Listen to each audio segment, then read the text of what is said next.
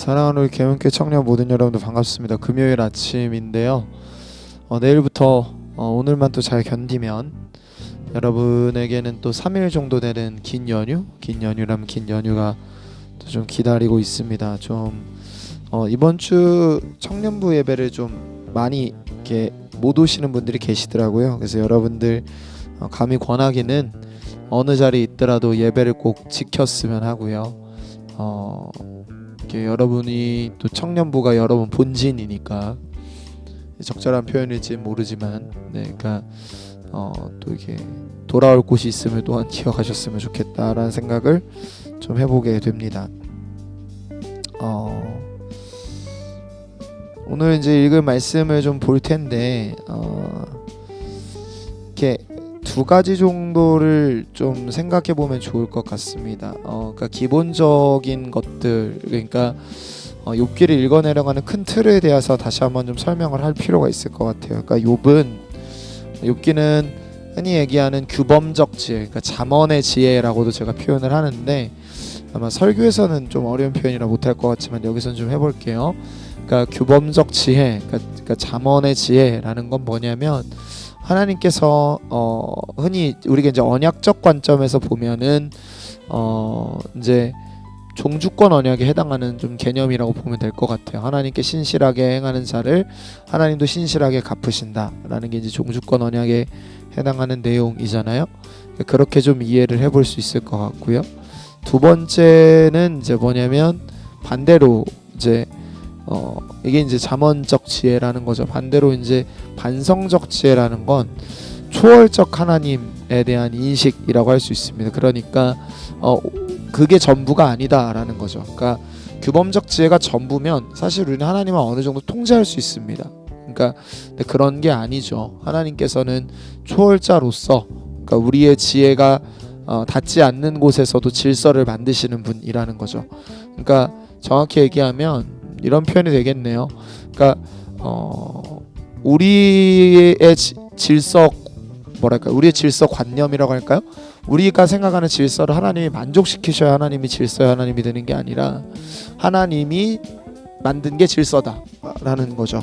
그걸 인식하는 게 저는 이제 반성적 지혜라고 보는데, 욥기는 그 둘의 대립의 현장을 보여줍니다. 그러니까 규범적 지혜 속에서 혼란스러워하고 있는 인물들과, 그리고 1장 초반에 이제 천상회의, 그러니까 하나님께서 회의하시는 장면을 통해 반성적 지혜로 읽어내려가야 되는 부분을 규범적 지혜로 읽으려고 하는 사람들이 얼마나 혼란을 겪는가라는 걸 이제 보여주죠. 그러니까 하나님의 질서를 이해하지 못하는 인간의 그 어떤 지혜의 한계를 보여줍니다. 그러니까 오늘도 여지없이 나와요.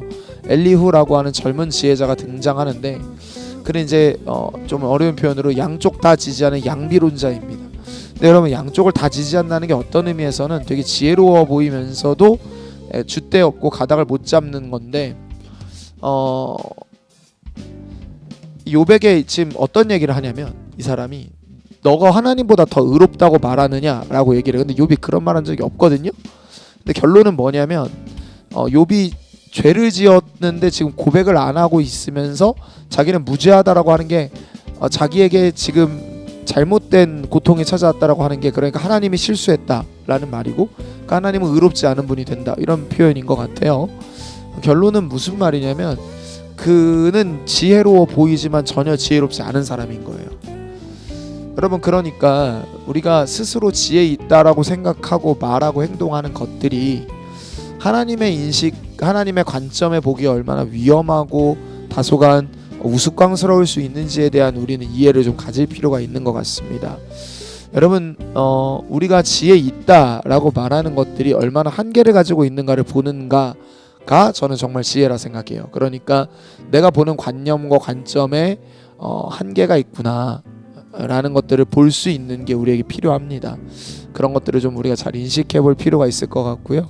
그래서 오늘도 스스로 지혜 있다 하지 마시고 차라리 저는 욥의 태도를 가져보는 게 어떨까라는 생각을 합니다.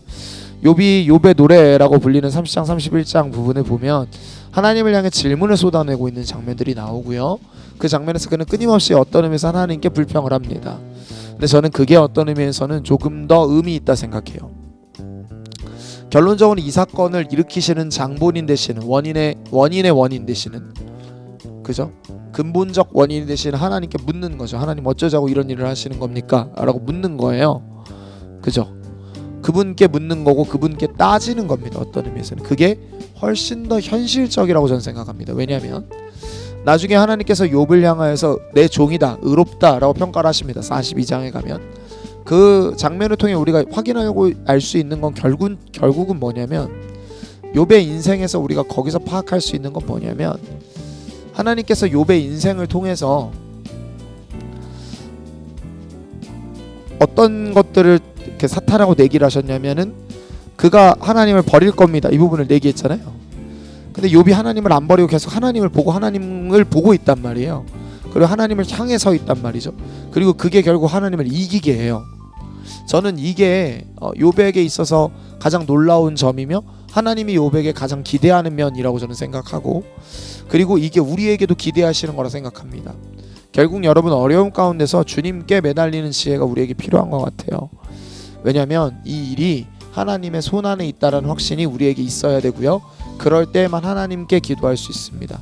결론적으로 여러분 하나님께 구하십시오. 그래서 하나님의 일하심을 경험하게 되는 우리가 되기를 바랍니다. 여러분에게 간절히 또 요청하고 원하는 거는 여러분이 하나님의 손 안에서 오늘 하루를 읽어 나아갈 수 있기를, 그래서 오늘 주어진 고통 속에서 하나님께 뜻을 묻을 때 하나님이 그를 의롭다 하실 거예요. 그러니까 여러분의 기도를 들으시고 의롭다 하신 하나님께 지혜 있다 여기지 마시고, 여러분의 판단으로 이해해보려 하지 마시고 묻는 지혜가 여러분에게 있기를 축복합니다. 기도할까요? 하나님, 이해할 수 없는 삶의 여러 현실들이 하나님의 손 안에서 우리에게 다가옵니다. 그리고 그 이해할 수 없는 삶의 현실들이 우리를 성장하게 하는 줄 믿습니다. 주여, 지혜 있다 여기지 않게 하시고 하나님, 허무함과 여러 곤고함 속에서 주를 찾는 우리가 되도록 도우소서. 아버지께서 그렇게 우리를 이끌어 가실 것 믿고 감사드리며 예수님의 이름으로 기도했습니다. 아멘.